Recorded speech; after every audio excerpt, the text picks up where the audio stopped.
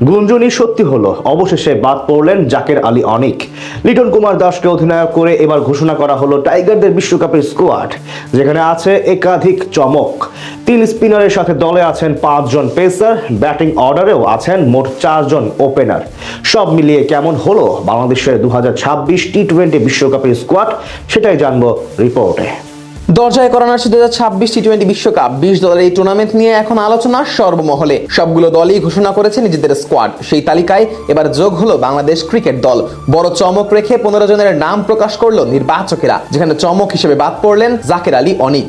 দীর্ঘদিন ধরেই নিজের ফর্মের সাথে লড়াই করছেন ডানহাতি এই উইকেট কিপার ব্যাটার। গত এশিয়া কাপেও আশানুরূপ পারফরমেন্স করতে পারেননি তিনি। এরপর আয়ারল্যান্ড ও আফগানিস্তানের সাথে দ্বিপাক্ষিক সিরিজগুলোতেও ছিলেন ব্যর্থ, যার কারণে গুঞ্জন ছিল তার বাদ পড়ার। এবার সেই পথে হেঁটেই সত্যি তাকে বাদ দিয়ে বিশ্বকাপ স্কোয়াড ঘোষণা করা হয়েছে। জাকেরকে না রাখলেও বিশ্বকাপের মঞ্চে আরো একবার লাল সবুজের জার্সি পরার সুযোগ পেয়েছেন আরেক আলোচিত বামহাতি ব্যাটার শামীম হোসেন পাটোয়ারি। স্কোয়াডের টপ অর্ডারের ব্যাটার হিসেবে বড় নাম তানজিদ হাসান তামিম। এক ক্যালেন্ডারে দেশের ইতিহাসে টি-20তে সর্বোচ্চ ছক্কা হাঁকানো এই ব্যাটার টুর্নামেন্টে বাংলাদেশের জন্য অন্যতম আস্থার নাম। তার সাথে প্রথমবারের মতো জাতীয় দলের হয়ে কোনো বৈশ্বিক আসরে প্রতিনিধিত্ব করার সুযোগ পেলেন সাইফ হাসান। সবশেষ এশিয়া কাপে অসাধারণ পারফরমেন্স করে নজরে আসা এই ব্যাটারের আরেকটি পরিচয় হলো বিশ্বকাপে বাংলাদেশ দলের সহ অধিনায়কের ভার থাকবে তারই কাঁধে। তাদের সাথে আরো আছেন চলমান বিপিএল এ এখন অব্দি অসাধারণ ফর্মে থাকা এবং 2 হাফ সেঞ্চুরি করা পারভেজ হোসেন ইমন। মূলত 4 নম্বর পজিশন বিবেচনায় তাকে রাখা হয়েছে স্কোয়াডে। তার সঙ্গে অধিনায়ক লিটন কুমার দাস থাকবেন ব্যাটিং অর্ডারের স্তম্ভ হিসেবে।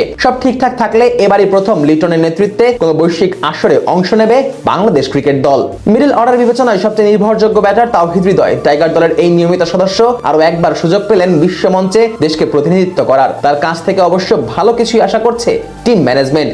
তার সঙ্গে আলোচিত শামীম হোসেন পাটোয়ারি এবং নুরুল হাসান সোহান আছেন ফিনিশার হিসেবে ভূমিকা রাখার জন্য। চলমান বিপিএল এ এক ম্যাচে অসাধারণ অর্ধশতক হাঁকিয়ে টিকিটটা কনফার্ম করেছেন শামীম। তবে তাদের ভিড়ে জায়গা হয়নি টেস্ট অধিনায়ক নাজমুল হোসেন শান্তর। স্পিন বিভাগে বড় কোনো পরিবর্তনের দিকে আগায়নি নির্বাচকেরা। আলিসাল ইসলাম নয়, শেখ মেহেদির উপরই আস্থা রাখছে তারা। তার সাথে বিগ ব্যাশে দুরন্ত ফর্মে থাকা রিশাদ হোসেনকেও রাখা হয়েছে স্কোয়াডে। আর বামহাতি কম্বিনেশনের জন্য আছেন নাসুম আহমেদ। অর্থাৎ 3টি আলাদা বৈশিষ্ট্যের স্পিনার নিয়ে যাবে টিম টাইগার্স। পেস ইউনিটে বড় নাম মুস্তাফিজুর রহমান। ফর্মের তুঙ্গে থাকা এই বামহাতি ক্রিকেটার হতে পারেন এবারের বিশ্বকাপে বাংলাদেশের সবচেয়ে বড় ট্রাম্প কার্ড।